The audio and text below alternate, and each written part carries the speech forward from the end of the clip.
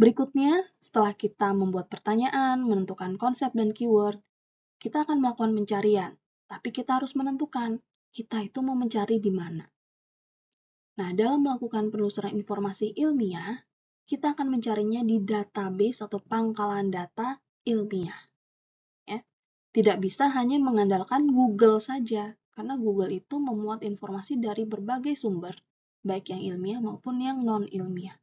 Akan lebih sulit untuk mencari informasi ilmiah di Google, timbang di database ilmiah. Jadi yang namanya database adalah suatu kumpulan informasi atau data yang terstruktur, disusun, diorganisasikan sedemikian rupa, dan disimpan secara elektronik dalam suatu sistem terkomputerisasi yang bisa memfasilitasi pemanggilan data secara cepat. Asal kita tahu cara memanggilnya. Nah, database itu biasanya mengandung informasi-informasi penting yang dimuat di suatu artikel jurnal atau dimuat di berbagai artikel jurnal atau literatur-literatur ilmiah lainnya, tapi tidak selalu dia menyediakan full text-nya. Maksudnya full text itu apa? Jadi kalau kita membaca suatu tulisan, kalau kita bisa dapat tulisan itu secara lengkap, nah itu namanya full text. Database kadang-kadang memberikan kita full text dari artikel yang sedang kita cari. Tapi tidak selalu. Kadang-kadang mereka hanya memberikan informasi, judul, dan abstraknya saja. Lalu bagaimana caranya saya mencari full text-nya? Ya kadang-kadang kita harus klik link atau tautan menuju jurnal tersebut untuk bisa mendapatkan full text-nya. Beberapa jurnal sifatnya berbayar, sehingga kalau kalian mau mengakses full text-nya, kita harus membayar, ya. Solusinya bagaimana? Kalau kita tidak membayar, kita bisa mencoba mencari di perpustakaan online, misalnya milik Perpustakaan Nasional, atau ke database yang jadi langganan ya, oleh kampus kita atau oleh institusi yang kita punya akses. Nah, database itu bisa memuat informasi ilmiah dari satu disiplin ilmu saja atau dari multidisiplin ilmu. Ya, misalnya kedokteran, farmasi, biologi, dan profesi kesehatan lain, itu berarti multidisiplin ya. Multidisiplin yang lebih luas, misalnya dari kedokteran, dari teknik, dari ekonomi, itu multidisiplin. Tapi kalau hanya dari kedokteran saja atau farmasi saja, maka itu kita sebut sebagai single disiplin. Nah, database ini ada bermacam-macam. Jadi sebelum kita mulai, kita perlu mencari tahu apa database yang cocok untuk topik yang sedang saya cari atau untuk disiplin ilmu yang sedang saya pelajari.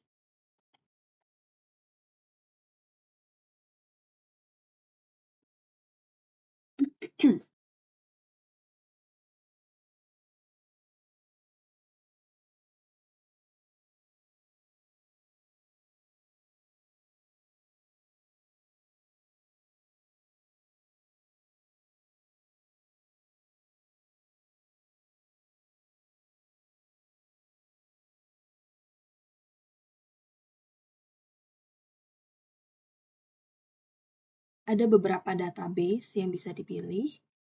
Di slide ini saya menampilkan ada 5 database ya. Yang pertama adalah Medline. Medline ini adalah database premier untuk jurnal-jurnal di bidang biomedik. Jadi sekitar 4.000 jurnal yang di-cover dan semuanya adalah jurnal internasional. Kemudian yang kedua adalah PubMed. PubMed ini adalah public Medline ya. Jadi bagian dari Medline yang bisa diakses oleh masyarakat luas secara online, juga mengandung jurnal-jurnal biomedik, jadi citasi jurnal biomedik dan abstraknya. Jadi memang tidak semuanya tersedia secara full text, tapi minimal kita bisa mendapatkan judul dan abstraknya. PubMed ini sangat besar, jadi terdiri atas jutaan ya, sekitar 21 juta citasi untuk jurnal-jurnal atau literatur biomedik yang asalnya dari Medline, juga dari jurnal life science lainnya, dan buku-buku online. Nah, nanti adik-adik akan berlatih mencari artikel ilmiah di PubMed ini. Database yang lain adalah Embase. Embase ini sebenarnya isinya juga mirip dengan PubMed ya, jadi ini adalah database biomedis dengan penekanan pada penelitian-penelitian tentang obat dan juga farmakologi. Jadi sebenarnya ini cukup sesuai untuk bidang studi farmasi. Dia punya coverage atau cakupan yang cukup baik untuk terapi-terapi alternatif, occupational therapy, dan juga physical therapy. Tetapi database Embase ini sifatnya berbayar, jadi tidak bisa diakses secara bebas. Yang ketiga adalah Shinal. Shinal ini adalah Cumulative Index for Nursing and Allied Health, jadi lebih cocok untuk keperawatan ya. Dan yang lain adalah PsycInfo. Ini adalah database utama terutama untuk bidang studi psikologi dan behavioral science. Nah, berhubung ini gratis ya, freely accessible, nanti adik-adik diharapkan untuk berlatih mencari artikel ilmiah di database PubMed. Database lainnya adalah Scopus, mungkin adik-adik sering dengar ya, jurnal terindeks Scopus. Scopus itu adalah suatu database, dan juga Web of Science. Keduanya merupakan database yang multidisciplinary, jadi tidak hanya kedokteran, tidak hanya farmasi, tapi juga berbagai bidang ilmu diindeks oleh database ini.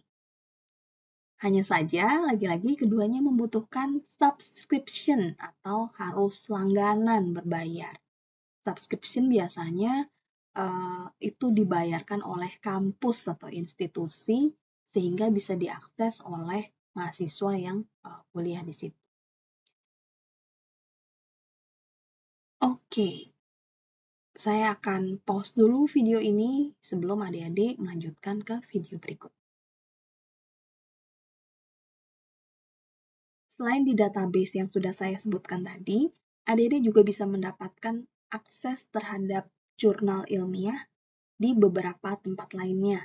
Salah satunya di Perpustakaan Nasional Republik Indonesia. Jadi Perpusnas RI memiliki website yang namanya e-resources Perpusnas RI. Untuk bisa mengakses jurnal ilmiah di website ini, adik-adik tinggal registrasi menggunakan nomor induk kependudukan yang ada di KTP adik-adik.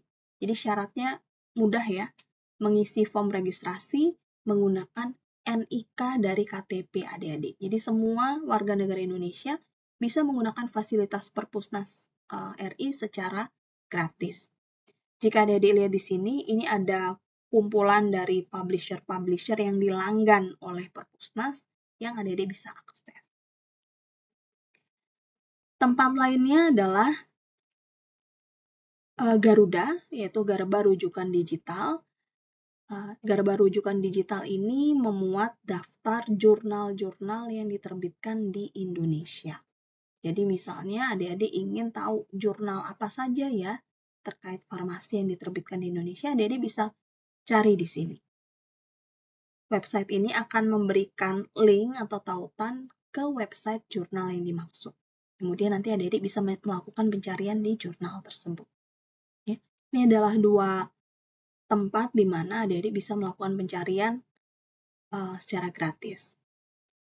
Jika adik-adik melakukan pencarian di database PubMed, tentu saja adik-adik harus menggunakan bahasa Inggris. Tapi jika adik-adik melakukan pencarian di Garuda, adik-adik bisa menemukan informasi yang ditulis dalam bahasa Indonesia, karena di sini memuat jurnal-jurnal yang diterbitkan di Indonesia. Meskipun demikian, ada juga jurnal-jurnal yang diterbitkan di Indonesia yang menggunakan bahasa Inggris, jadi tidak menggunakan bahasa Indonesia.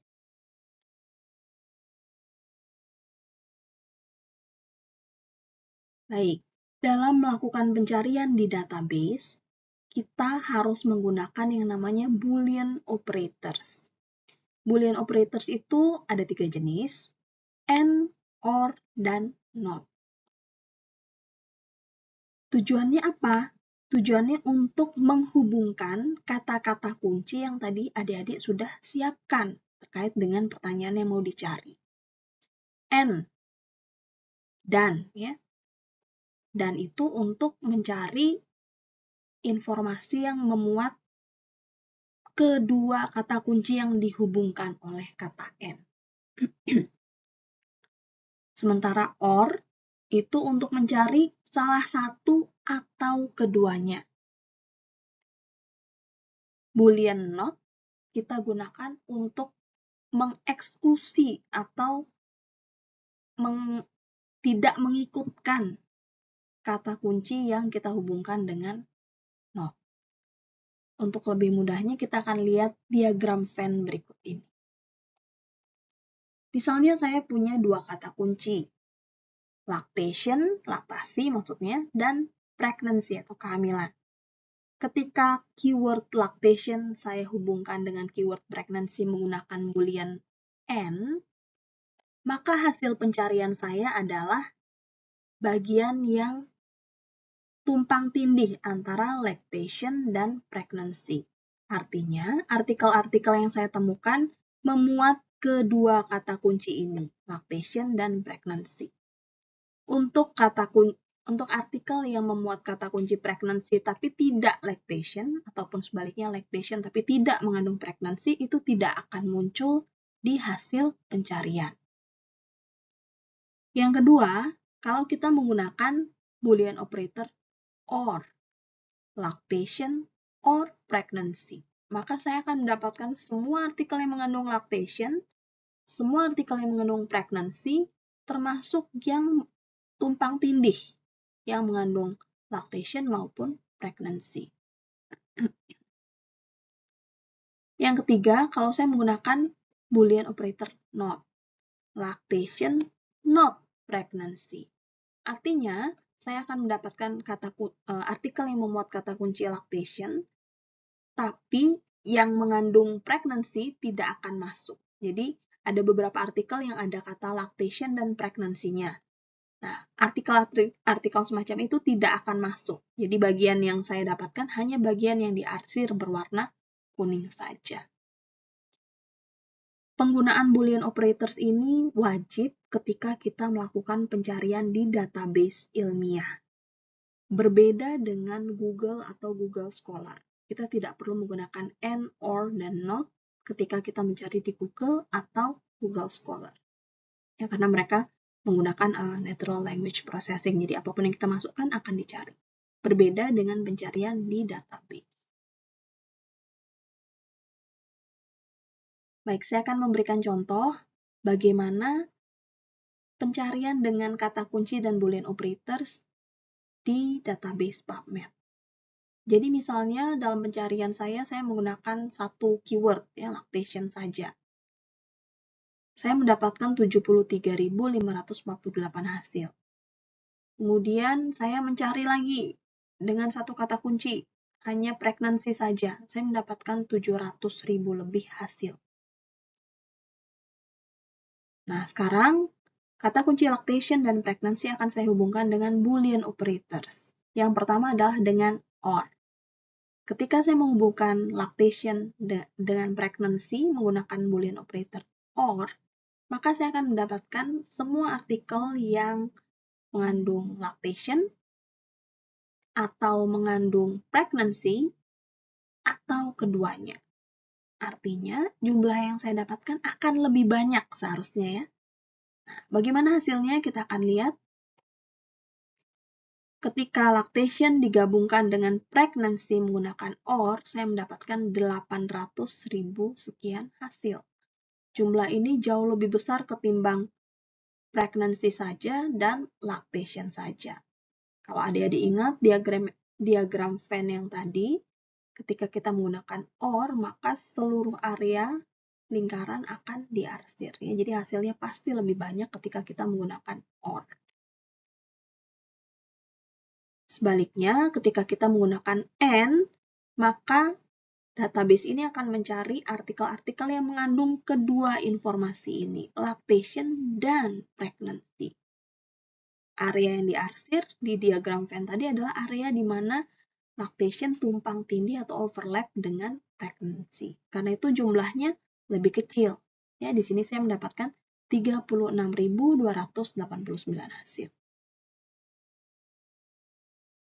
Baik, kita kembali ke pertanyaan yang tadi mau kita cari ya.